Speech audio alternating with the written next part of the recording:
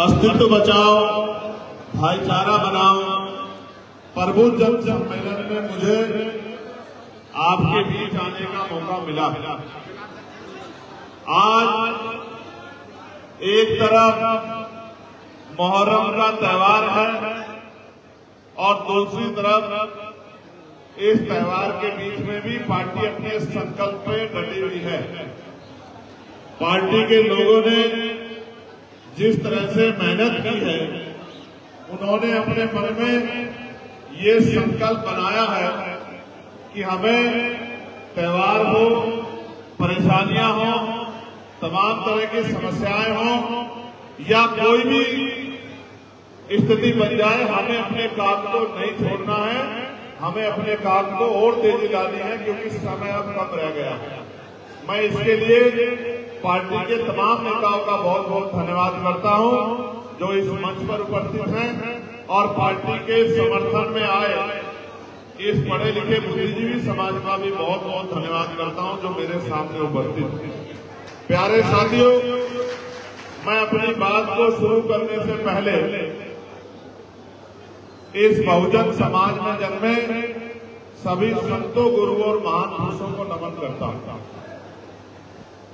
नमन करने के काम पीछे जो मेरा उद्देश्य है वो मात्र इतना है कि इन महापुरुषों को जब हम पढ़ते हैं, उनके जीवन के संघर्ष को देखते हैं तो हमें एहसास होता है कि वो अपने लिए नहीं जिए अपितु पूरा जीवन इस हक वंचित समाज को जगाने, समझाने और इनको इनके पैरों पे खड़ा करने के लिए संघर्ष करने में उन्होंने लगाया है।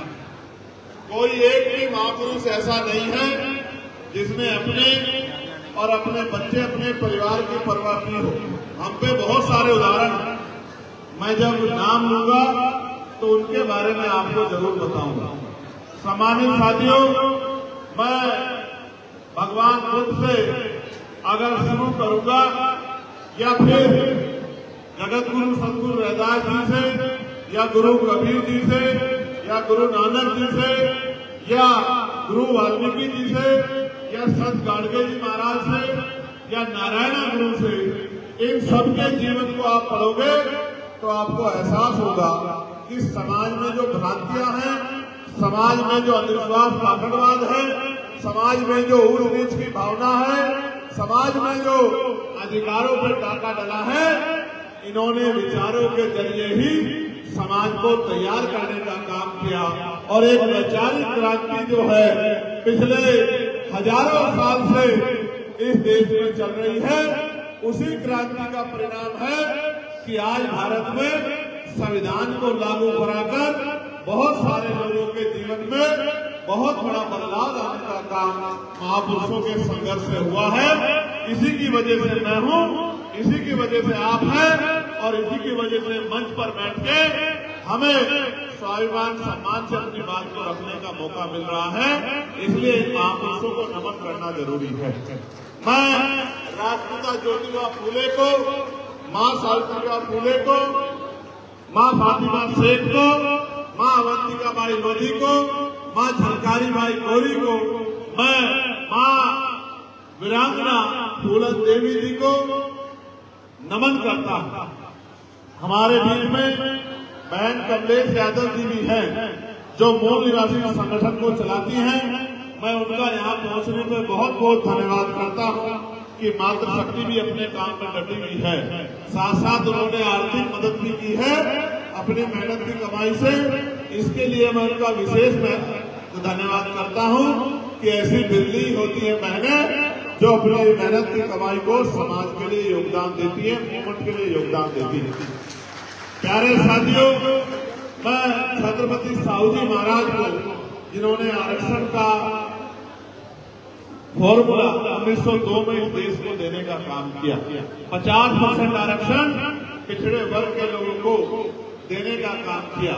मैं याद कर रहा हूँ महिलाओं के मुक्तिदाता विश्वरत्न डॉक्टर बाबा साहब अम्बेडकर को, जिन्होंने भारत को दुनिया का सबसे सुंदर संविधान देके जो जानवरों के जीवन जीने के लिए मजबूर किया था, उस जानवरों के जीवन यानी कि हजारों साल की गुलामी की बेड़ियों को काटकर इंसानों जैसा जीवन दिलाने का काम किया, हमारी लाचारी को खत्म करने का काम किया। ऐसे बाबा साहब अम्बेडकर को याद करता हूं। मैं याद करता हूं महामना रामसु वर्मा जी को, ईवी पेरियार रामानायक स्वामी को, पेरियार लाल यादव को, बाबू जगदेव प्रसाद कुशवाहा को, जननायक कपूरी ठाकुर को। मैं याद करता हूं चौधरी महाराज सिंह भारती को। मैं याद करता हूं संत रामप्रिय प्रजापति जी को, परमानंद लोधी जी को। मैं याद करता हूं उदादेव पासी जी को। मैं याद करता हूं लाखन पासी जी को। मैं याद करता हूं मान्यवर दीना भाना वाल्मीकि जी को। मैं याद करता हूं बाबू शिवदयाल चौरसिया जी को। और मैं याद करता हूं मेरे रायती गुरु मान्यवर साहब श्री काशीराम जी को, जिन्होंने इस सोए हुए समाज को जगाने के लिए अपना पूरा जीवन जो है समर्पित कर दिया। प्यारे साथियों, बाबा साहब अम्बेडकर ने अपने 4-4 बच्चे कुर्बान किए किसके लिए? राजकाज और सुख सुविधा को त्यागा किसके लिए? मैं आज याद करूंगा जिनकी पुण्यतिथि है बाबू जगजीवन राम जी को, उनका भी समाज में एक बहुत बड़ा योगदान है। उन्होंने भी जो है जब वो सत्ता में थे तो सरकारी नौकरियों में एससी बीसी के लोगों को बहुत बड़े पैमाने पे ले जाकर और इनको मुख्य धारा से जोड़ने का काम किया। जिनकी पुण्यतिथि है मैं उनको भी याद करता हूं। और आज क्योंकि मुहर्रम का 10वां दिन है, आज हजरत इमाम हुसैन की शहादत का दिन भी है। आज के दिन में उनको भी याद करता हूं, क्योंकि आप याद कीजिए कि हजरत इमाम हुसैन से हमें सीखना चाहिए। जैसे बाबा साहब अम्बेडकर के बारे में मैंने आपको बताया कि अपने 4-4 बच्चे कुर्बान किए, वैसे हजरत इमाम हुसैन साहब ने जंग के मैदान में करबला में उनके बच्चे जो हैं भूखे प्यासे मौत की तरफ आगे बढ़ रहे थे, उन्होंने तानाशाही के आगे झुकना स्वीकार नहीं किया, तानाशाही के खिलाफ लड़ना स्वीकार किया, तानाशाही के जालिम के आगे झुकने नहीं देते, के जालिम का मुकाबला करने का काम किया। इस अलीगढ़ की धरती में खड़े होकर मैं हजरत इमाम हुसैन साहब को याद करता हूं कि किस तरह हक की लड़ाई लड़ी जाती है और घुटने नहीं देके शहादत दी जाती है। बलिदान हो जाए, गर्दन कट जाए, लेकिन दुश्मन के आगे गर्दन झुकनी नहीं चाहिए। ये बहुत बड़ा पैमाना, ये बहुत बड़ा उदाहरण हमारे सामने है।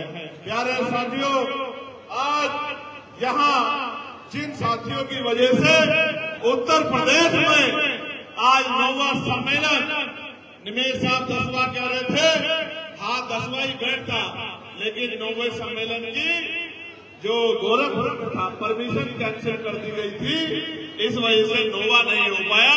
इसलिए आज 9वां सम्मेलन हम लोग कर रहे हैं।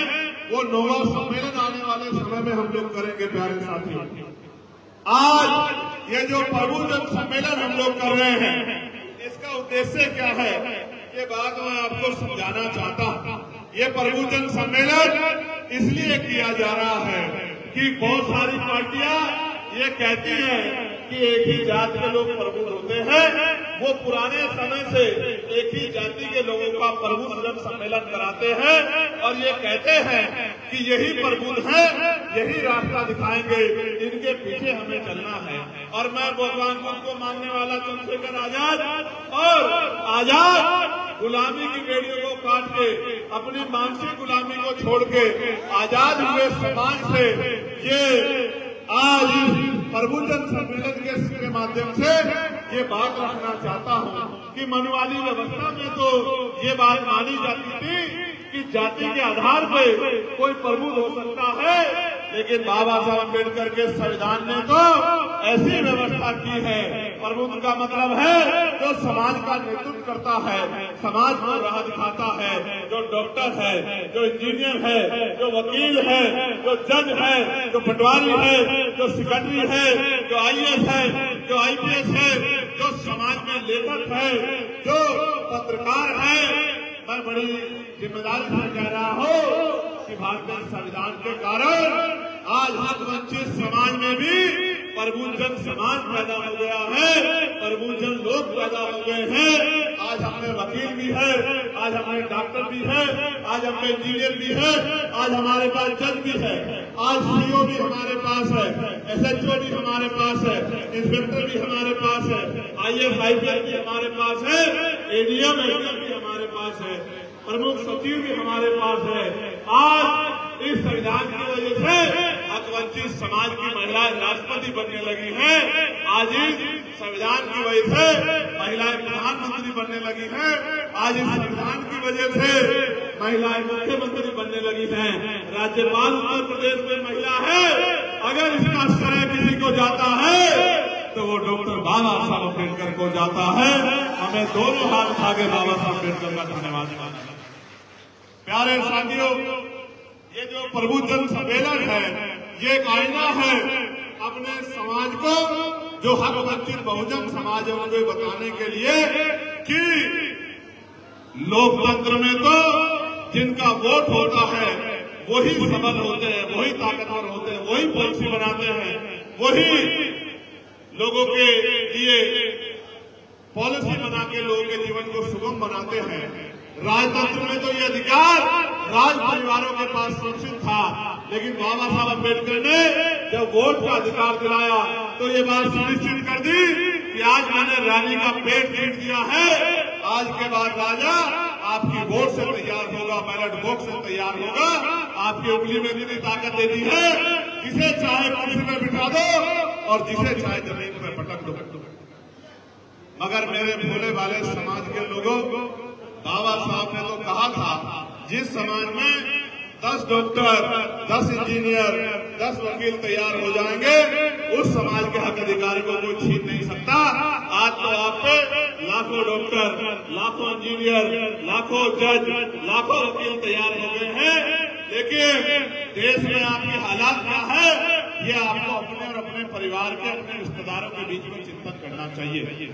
आज हमें तमाम तरह से हमारे अधिकारों को लूटा जा रहा है, आज हम पे हिंसा की जा रही है, हमारी बहन बेटियों को अपमानित किया जा रहा है, हमारी सामाजिक आजादी को छीना जा रहा है, हमारे राजनीतिक अधिकारों को धन का प्रयोग करके इस लोकतंत्र को धनतंत्र बनाया जा रहा है। गांव के प्रधान से लेके और सांसद के चुनाव में इतना पैसा खर्च होता है कि कोई गरीब का बच्चा आगे नहीं बढ़ सकता, कोई गरीब आदमी आगे नहीं बढ़ सकता। पैसे वाले लोग ही गांव के सरपंच से लेके और प्रधानमंत्री बन रहे हैं। तो हमारी सामाजिक, धार्मिक, राजनीतिक अधिकारों पे जिस तरह का हमला हो रहा है, हम उसके लिए क्या कर रहे हैं? क्या हम उसके लिए तैयार हैं या नहीं है? आज जिस तरह की हिंसा हम पे हो रही है, उस हिंसा से निपटने के लिए हम लोग तैयार हैं या नहीं है? जिस तरह का न्याय, जिस तरह का हमारे अधिकारों पे हमला हो रहा है, जब बाबा साहब अम्बेडकर अकेले करके चले गए, उनकी इतनी संतानें उनके दिए गए अधिकारों को क्यों नहीं बचा पा रही है, ये आज हमारे सामने चैलेंज है। मैं चंद्रशेखर आजाद तो आपके सामने हूँ, पिछले 12-13 साल से दिन रात एक करके बहुजन समाज को जगाने का काम कर रहा हूँ, उसको अपनी ताकत का एहसास कराने का काम कर रहा हूँ। सड़क के माध्यम से भी करता हूँ,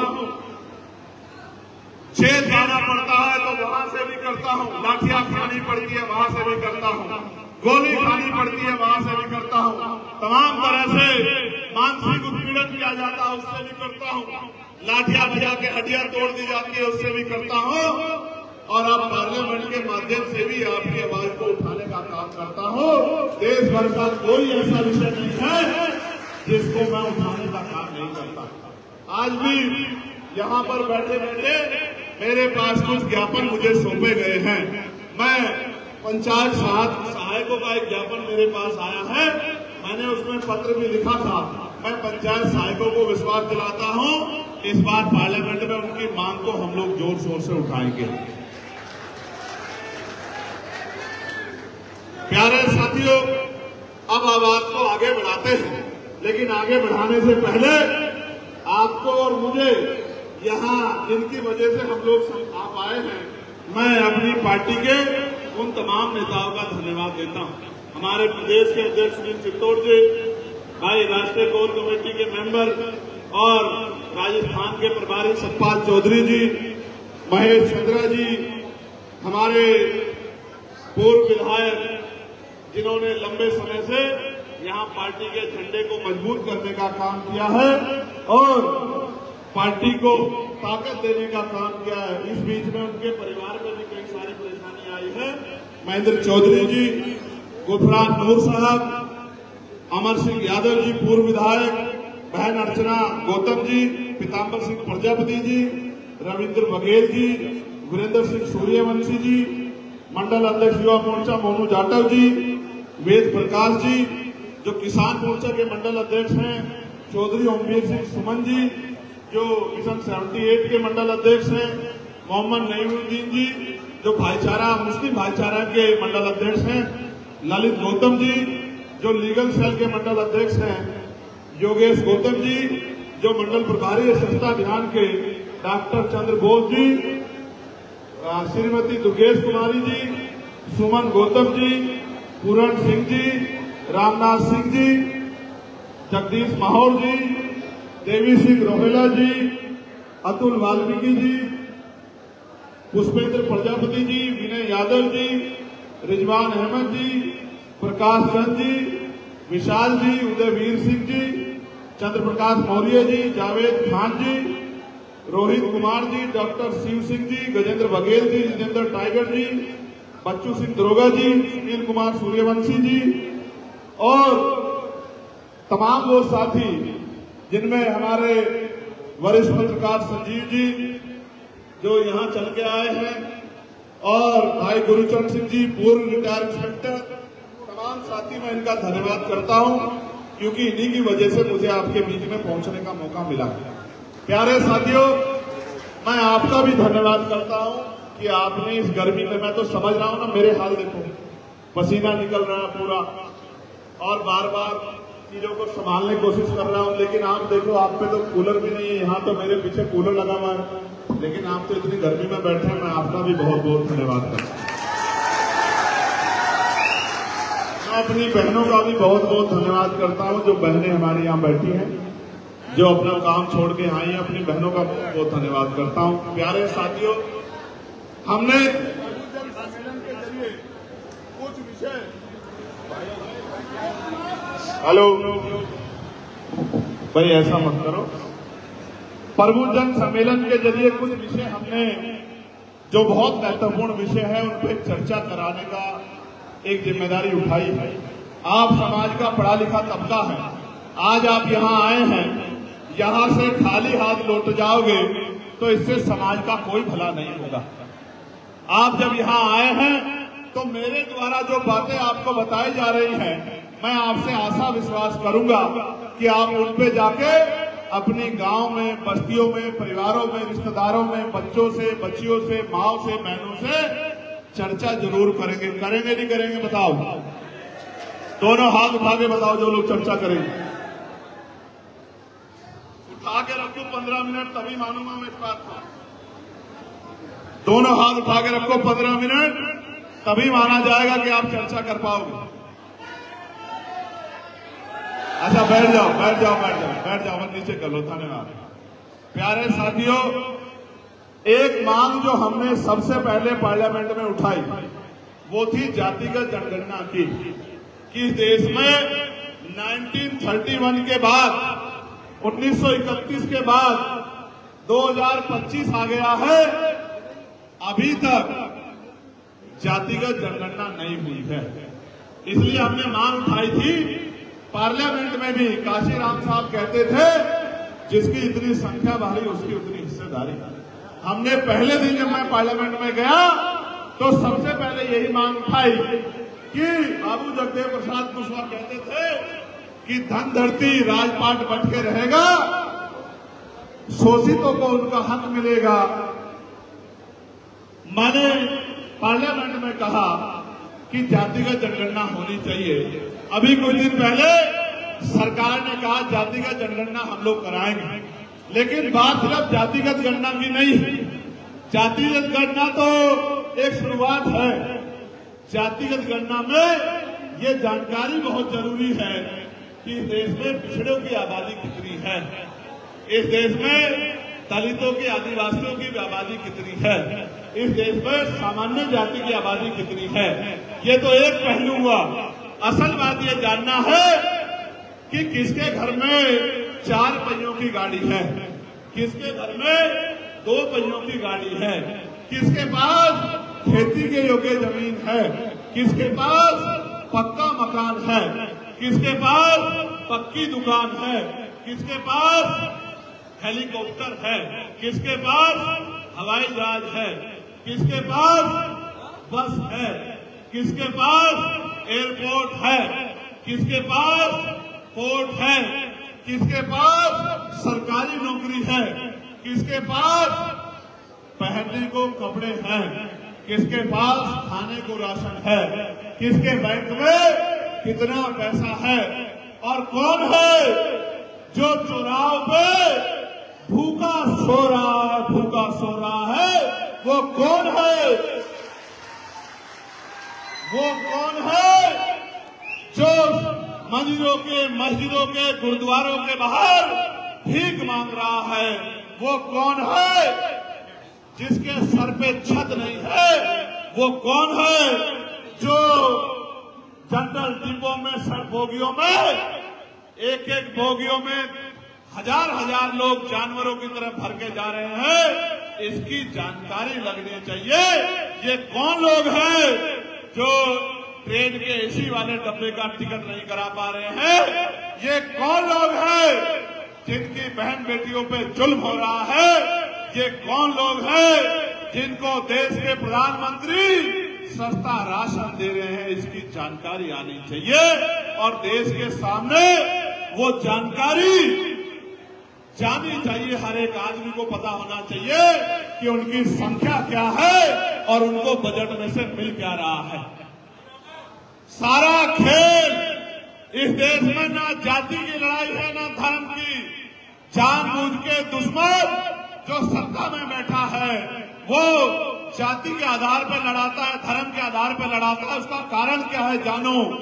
अगर जाति की लड़ाई से निकल जाओगे तो धर्म की लड़ाई में फंस जाओगे, और धर्म की लड़ाई से निकल जाओगे तो अपने बच्चों के लिए अच्छे स्कूल, कॉलेज, यूनिवर्सिटी, रोजगार, नौकरी, जमीन, उद्योगों की मांग करोगे, अच्छे खाने की मांग करोगे, अच्छी सड़कों की मांग करोगे, सस्ती बिजली की मांग करोगे, पानी की मांग करोगे, व्यवसाय की मांग करोगे, खेती की जमीन की मांग करोगे, किसान की आमदनी की मांग करोगे। मगर करोगे तो तभी जब जाति और धर्म की लड़ाई से निकलोगे। इसलिए जाति और धर्म की लड़ाई से ना निकल जाओ। बहुत सोची समझी साजिश से जातियों में बांट के, धर्म में बांट के, ऊंच नीच पैदा करके इस व्यवस्था पे राज बना के रखने के लिए किया गया। इसलिए हमने ये कहा कि जातिगत गणना होनी चाहिए और पिछड़ों को 52% पिछड़ों को 52% आरक्षण मिलना चाहिए, सरकारी नौकरी में हिस्सेदारी मिलनी चाहिए। आप ये बताओ, अगर पिछड़ों को 52% नौकरी मिलेगी आपको तो दिक्कत नहीं है? दोनों हाथ उठा के बताओ, आपको तो दिक्कत नहीं है?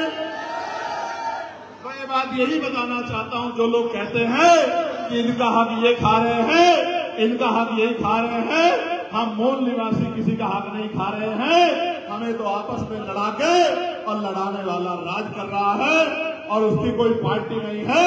वो एक विचारधारा है जिसको हम ब्राह्मणवादी विचारधारा कहते हैं। उसकी कोई जाति नहीं है, वो एक विचारधारा है जो अंग्रेजों के पास भी थी। फूट डालो, राज करो, उसी के शिकार हम लोग इस देश में हो। प्यारे साथियों, मैं चंद्रशेखर आजाद आपको विश्वास दिलाता हूं कि गणना भी होगी और 52% पिछड़ों को 52% आरक्षण भी मिलेगा। 25% शेड्यूल कास्ट, शेड्यूल ट्राइब के लोगों को 25% आरक्षण भी मिलेगा। लेकिन अभी मीडिया ने मुझसे एक दिन पूछा कि भाई अगर जातिगत गणना होगी तो जातिवाद बढ़ेगा।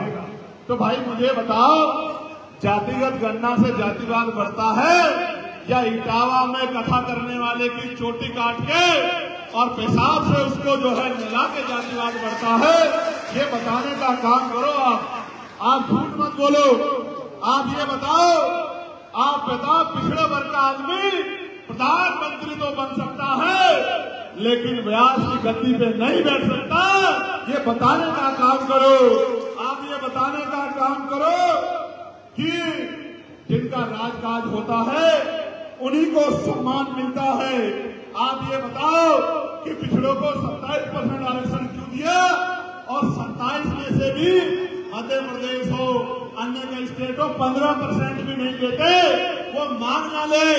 इसलिए कहते हैं कि हिंदू हिंदू भाई भाई, चुनाव के समय और चुनाव के बाद जब इन दलित पिछड़ों पर जुल्म होता है तो फिर आराम से चैन से पढ़ के सोते हो और ये कहते हो कि इसलिए तो इनको लड़ा के रखना है कि ये लोग लड़ते रहे और हम लोग राज करते रहे। आप ये बताओ, मैं नहीं बताऊंगा, आप लोग जवाब दो, दलित पिछड़ों के आरक्षण का विरोध मुसलमान करता है क्या? जोर से बताओ, मुसलमान करता है क्या? तो यही तो करते हैं जो हमें चुनाव के समय भाई कहते हैं और चुनाव के बाद हमारे संवैधानिक अधिकारों के खिलाफ मोर्चा निकालते हैं, धार्मिक सभाएं करते हैं, प्रेस मीडिया में बैठ के कहते हैं कि आरक्षण आर्थिक आधार पर होना चाहिए। 10% हो तो गया आर्थिक आधार पर, हुआ नहीं हुआ? हुआ नहीं हुआ? मेरी तो नाराजगी उन नेताओं से है, वो किसी पार्टी के हों, संविधान पे सबसे बड़ा हमला था आर्थिक आधार पे आरक्षण, क्योंकि बाबा साहब अम्बेडकर के संविधान में आर्थिक आधार पे आरक्षण का कोई प्रावधान नहीं था। हमारे निकटतम नेताओं ने अपने वोट के फायदे के लिए बाबा साहब अम्बेडकर के संविधान पे इतना बड़ा हमला अपनी आंखों के सामने सहा। अगर चंद्रशेखर आजाद पार्लियामेंट में होता उसी दिन क्या तो पार्लियामेंट के पद से, उस सांसद के पद से इस्तीफा दे देता या फिर अपने आप को इतना मजबूत जो है उस आंदोलन के जरिए करता कि सरकार को इस बिल से पीछे हटना पड़ता और इस बिल को वापस लेना। आपने कभी सुना नहीं होगा, 3 दिन के अंदर आर्थिक आधार पर आरक्षण कानून बन गया और सब लोगों ने दोनों हाथ उठा के विरोध किया। चंद वोटों के लिए अपने बेस वोट को, अपने लोगों को, उनके अधिकारों को, उनके बच्चों के अधिकारों को कुचलने का काम किया। ये हम सबके सामने हुआ, ये किससे छिपा हुआ नहीं है, ये ऐसा नहीं कि बंद कमरे में हुआ हो। आपको पता भी है कि वो पार्टियां कौन सी है और वो नेता कौन से हैं जिन्होंने इस संविधान पे हमले का दोनों हाथ उठा के समर्थन किया और स्वागत किया। प्यारे साथियों, बाबा साहब पे हमला ये नहीं है कि बाबा साहब की स्टैच्यू तोड़ दी है, बाबा साहब पे हमला ये नहीं है कि जय भीम ने कहा है, बाबा साहब पे के संविधान पे हमला ये नहीं है कि आपके साथ बैठ के खाना नहीं खाया है। बाबा साहब के संविधान पे हमला ये भी है कि बाबा साहब ने जो अधिकार आपको दिए हैं उन अधिकारों को निजीकरण करके पूरी सरकारी नौकरियों को समाप्त किया जा रहा है। और आप सरकारी नौकरी की ताकत समझते हैं? अगर मेरे पिताजी प्राइमरी स्कूल के हेडमास्टर नहीं होते, प्राइमरी स्कूल में टीचर नहीं होते, तो वो अपने बेटे को अच्छी शिक्षा नहीं दिला पाते। और अगर वो शिक्षा नहीं दिला पाते तो आज चंद्रशेखर आपके सामने खड़े होकर यूं दहाड़ नहीं रहा होता, ये अपनी बात को रख नहीं रहा। और सिर्फ यहाँ नहीं, आपको याद होगा, बहुत सारी पार्टियां कहती थी कि अकेले चंद्रशेखर क्या करेंगे, ये तो भीड़ में दिखाई भी नहीं देंगे, इनको तो पता भी नहीं चलेगा। आप बताओ, पार्लियामेंट में चंद्रशेखर अकेला दिखाई देता है नहीं देता है? बताओ, देता है नहीं देता है? आपके मुद्दों को उठाता है नहीं उठाता है? अकेला सब पे भारी पड़ता है नहीं पड़ता है? क्योंकि अकेला नहीं है ना, आप सब लोग उसके साथ खड़े हो, इस बात को सरकार जानती है। प्यारे साथियों, आप मेरे विरोधियों के भाषण सुनो। कोई पीसी करके कहता है कि लड़ाई तब तक जारी रहेगी जब तक इसकी सदस्यता नहीं चली जाती है। कोई ट्वीट करके कहता है कि लड़ाई जब तक जारी रहेगी जब तक इसकी सदस्यता नहीं चली जाती। कोई महिला आयोग की नेता कहती है कि जब तक इसकी सदस्यता नहीं जाती हम लोग चैन से नहीं बैठेंगे। एक अकेला चंद्रशेखर आजाद और उसकी पार्लियामेंट की आवाज इतनी भारी हो गई है सब लोगों पे, इन तमाम दलों पे, कि ये कहते हैं उसकी सदस्यता ले जा हमें छीननी है। अबे भैया, मैं तो उस मिट्टी का बना हूं, मुझे तो हमारी पार्टी के लोगों ने जबरदस्ती कहा कि आप चुनाव लड़ो, आपको भेजेंगे। मैंने तो पार्टी के लोग यहाँ बैठे हैं, ये कहा था किसी को लड़ा के भेज दो, मैं तो जमीन पे काम करने वाला आदमी हूँ। इन्होंने मुझसे कहा कि आप भाई आप ही को जाना है, आप बोलोगे तभी बात मजबूत होगी, तभी सरकारों पर असर पड़ेगा। मैं सस्ता की परवाह नहीं कहता, ना आज करता ना कभी करता, कल की जाति आज चली जाए। आपने वोट से दी थी, आपकी दीवी ताकत है, जिस दिन चाहे चली जाए, लेकिन स्वाभिमान के साथ समझौता नहीं होगा। इसलिए मैंने आपसे कहा, मैंने आपको हजरत इमाम हुसैन का जो उदाहरण दिया था वो इसलिए दिया था कि उनके बच्चे कुर्बान हो रहे थे, लेकिन उन्होंने समझौता नहीं किया। वो उन्होंने अपनी जान की बाजी लगा दी, जंग हार गए, कुर्बानी हो गई, शहादत हो गई, लेकिन लोगों के दिलों में जिंदा रहे। और आज तक यजीद को कोई नाम लेवा नहीं है और हजरत इमाम हुसैन लोगों के दिलों में जिंदा है। मैं यही बात बता रहा हूं, मैं यही बता रहा हूं। मैं सस्ता की परवाह नहीं करता। मैं कहता हूं गवर्नमेंट को, आज मेरी सस्ता छीन लो, मैं जितना ताकतवर जमीन पे हूं, ये 2027 में मेरे लोग बताने का काम करेंगे सस्ता कैसे छीनी जाती है। प्यारे साथियों, मैं आपसे जातिगत जनगणना पे बात कर चुका हूं, लेकिन मैं आपको ये भी बताना चाहता हूं, आरक्षण पे हमला तब भी हुआ था जब प्रमोशन में रिजर्वेशन जो आर्टिकल 16(4)A में मिला है, वो प्रमोशन में रिजर्वेशन छीन लिया गया था। और बुरी बात यह है कि उसको छीनने में, उसका बिल फाड़ने में दुश्मन से ज्यादा योगदान अगर किसी का था तो वो हमारे बहुजन समाज के गुमराह नेताओं का था, जिन्होंने अपनी पार्टी के चंद लोगों को खुश करने के लिए और दलित आदिवासी कर्मचारियों को जमी दर्ज करने का काम किया और पार्लियामेंट में उस बिल को फड़वाने का काम किया, जिस बिल से प्रमोशन में रिजर्वेशन लागू होकर SC/ST के कर्मचारी मुख्य धारा में जाते हैं। ये उनका और हमारी सोच का फर्क है। मैं आपको विश्वास दिलाता हूं, प्रमोशन में रिजर्वेशन लागू होकर रहेगा और ये SC/ST OBC सब लोगों को मिलेगा। मेरा आप लोगों को वादा, मेरी बात को आप याद रखें। प्यारे साथियों, पुरानी पेंशन की समस्या से कर्मचारी बड़े परेशान हैं। मैं आपको विश्वास दिलाता हूं, पुरानी पेंशन लागू करा के हम लोग रहेंगे। ये भी हमारे एजेंडे में, इस बात को भी आप नोट कर लो, पुरानी पेंशन लागू होकर रहेगी। प्यारे साथियों, पार्टी ने ये तय किया है कि निजी क्षेत्रों को तो खत्म, सरकारी क्षेत्रों को तो खत्म किया जा रहा है। मैं पार्लियामेंट में बिल लेके आया था कि निजी क्षेत्रों में, प्राइवेट सेक्टर में आरक्षण होना चाहिए। आप दोनों हाथ उठा के बताओ, क्या प्राइवेट सेक्टर में SC/ST OBC को आरक्षण मिलना चाहिए, नहीं मिलना चाहिए? बताओ, जोर से बताओ, मिलना चाहिए नहीं मिलना चाहिए? अलीगढ़ की आवाज लखनऊ तक जानी चाहिए, मुख्यमंत्री जी के पास तक। बताओ, मिलना चाहिए नहीं मिलना चाहिए? बताओ, मिलना चाहिए नहीं मिलना चाहिए? बताओ, मिलना चाहिए नहीं मिलना चाहिए? जब अगर लेना चाहते हो तो संघर्ष का जज्बा बना लो, ये मिलेगा भी और लागू भी होगा। साथ साथ ये जाति व्यवस्था हमें बांटने के लिए बनाई गई है। हम मूल निवासी बहुजन समाज के लोग एक ही परिवार के लोग हैं। मैं आपसे आग्रह करता हूं, घर से निकलो और जाति तोड़ो, समाज जोड़ो, भाईचारा बनाओ के आंदोलन को सफल बनाओ, एक दूसरे का हाथ पकड़ो और उसके दुख तकलीफ के साथी बनो। और जब ये जाति को कोई खतरा नहीं रहेगा, मेरी बात को आप लोग याद रखना, क्योंकि लोकतंत्र में जिनका वोट होता है उनका राज होता है, और जिनका राज होता है उन्हीं के लोगों के हाथ भरे होते हैं, और जिनका राज काज नहीं होता उनके हाथ ऐसे मांगने वाले होते हैं। तो हमें मांगने वाले हाथ नहीं बना के रखने, हमें देने वाले हाथ बनाने हैं। हमें इन हाथों को इतना मजबूत बनाना है लोकतांत्रिक व्यवस्था से कि हम देने वाले हाथ बने और गरीबों के आंसू पूछने का काम करें। प्यारे साथियों, एक और बात हमने अपने प्रबुद्ध जन सम्मेलन के जरिए रखी, मैं इसमें आपके विचार भी जानना चाहता हूं। हालांकि मैं तो ईवीएम से जीता, लेकिन फिर भी मैं मानता हूं कि इलेक्ट्रॉनिक वोटिंग मशीन से निष्पक्ष चुनाव नहीं हो रहा है। मैं आपसे पूछना चाहता हूं, क्या चुनाव ईवीएम से होना चाहिए, बैलेट पेपर से होना चाहिए? हाथ उठा के बताओ किससे होना चाहिए? ईवीएम से कह रहे हो?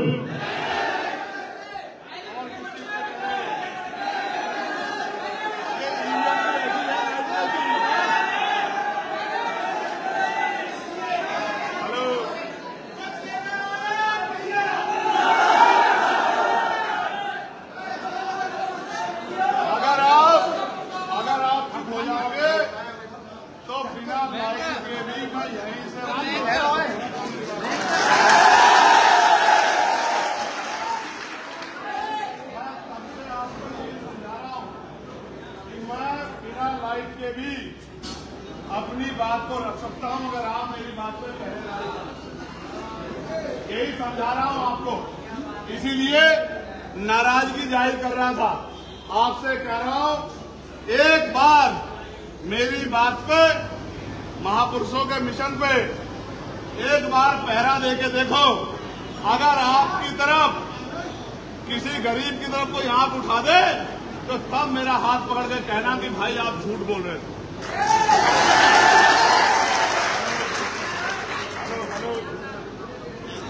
हेलो हेलो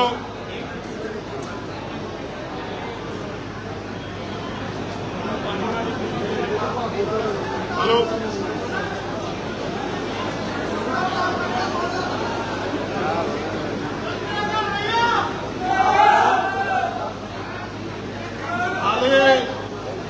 जिंदाबाद करने से बात बन जाती तो फिर तो काम करने की जरूरत ही खत्म हो जाती।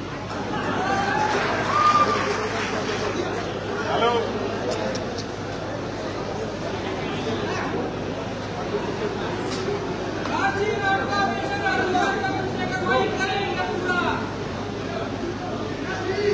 और आप लोग क्या करोगे?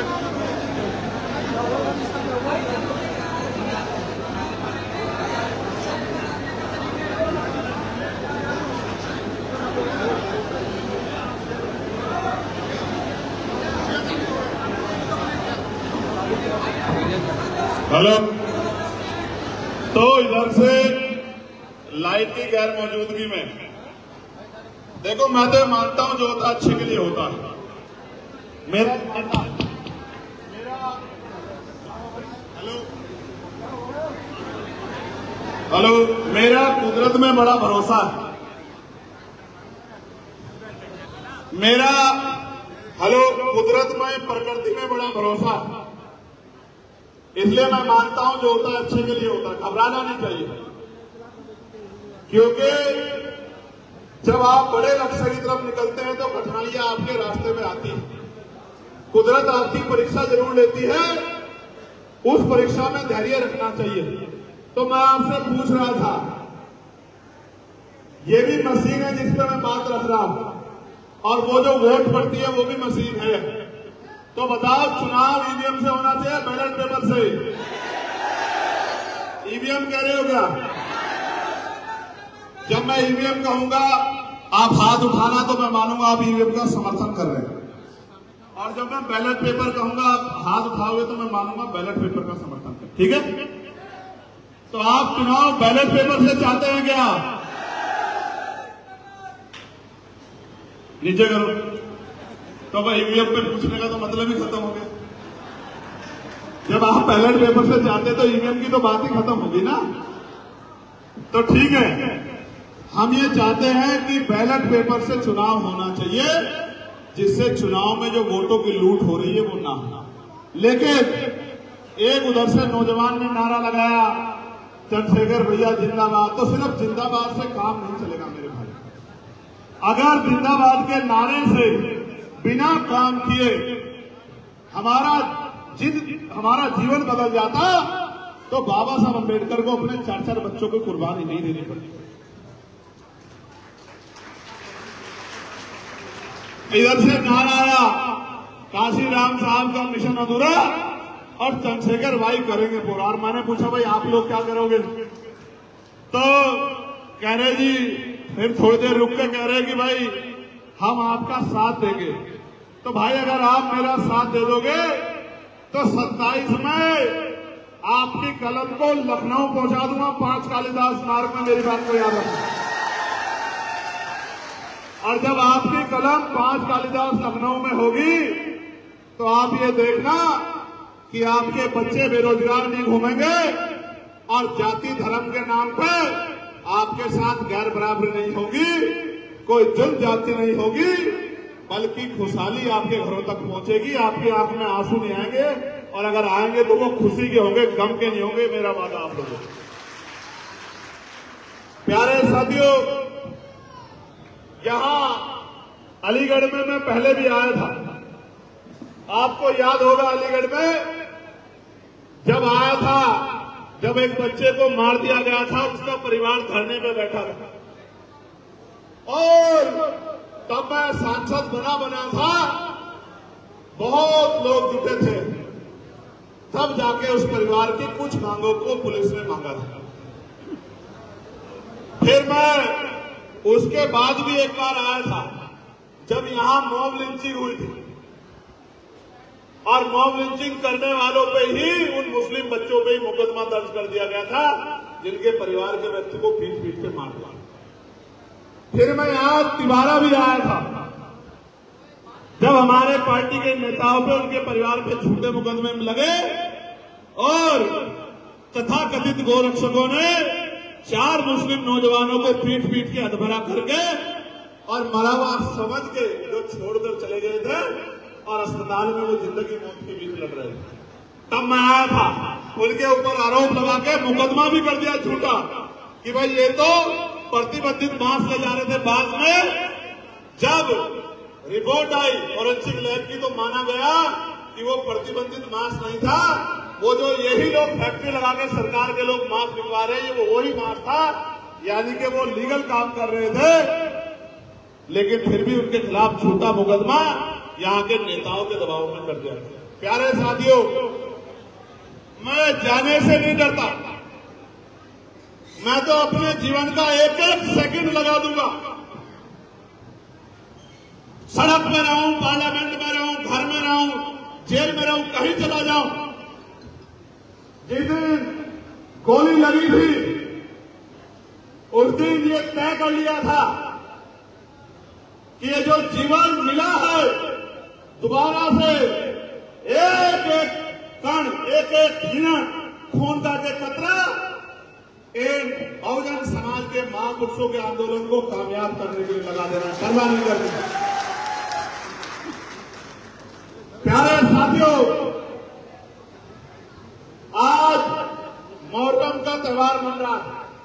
अभी कुछ दिनों पहले गुरुद्वारों के बाहर, चाहे पुलिस लाइन हो, बैकुंठ नगर हो, जमालपुर हो, गौरी नगर हो, कोई गुरुद्वारा ऐसा नहीं था जिसके बाहर पानी ना भरा हो, सड़कें टूटी ना हो। आप देखो, फिर यहां सिख नौजवानों को, पगड़ी पहने हुए नौजवानों को, कड़ा पहने नौजवानों को रोक के उनके चालान काटे जाते हैं, उनकी धार्मिक आस्था का अपमान किया जाता है। अभी कावड़ का त्योहार आ गया है, बहुत सारे लोगों की आस्था कावड़ में है, तो कावड़ के लिए फूल बरसाए जाएंगे, सड़कें ठीक कराई जाएंगी, होनी चाहिए। किसी की भी धार्मिक आस्था का अपमान नहीं होना चाहिए, मैं इस बात से सहमत हूं। लेकिन आज मुहर्रम का जुलूस निकल रहा है तो आज सड़कें ठीक क्यों नहीं कराई, इस बात का जवाब भी सरकार को देना चाहिए। क्या ये जो पैसा बजट का इकट्ठा होता है, इस पैसे में और किसी का हक है या नहीं है, इस बात का जवाब भी देना चाहिए। सम्मानित साथियों, आपको याद होगा बाबा साहब अम्बेडकर की जयंती में छुट्टी नहीं रखती थी सरकार, पार्लियामेंट में लड़ के इस बार बाबा साहब अम्बेडकर की जयंती में छुट्टी कराने का काम सबसे करा जाने की।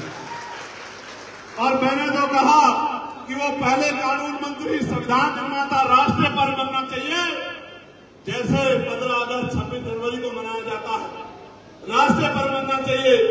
तो उन्होंने सोचा ये राष्ट्रीय पर्व मनवा के रहेगा, इसलिए छुट्टी करके यहीं की यही बात को टाल दो।